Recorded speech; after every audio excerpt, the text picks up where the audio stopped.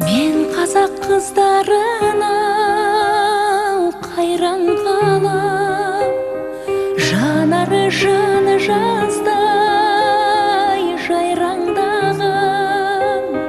Қыз өссе елдің көркі деген сөзді қапысыз қалай айтқан қайран бабам.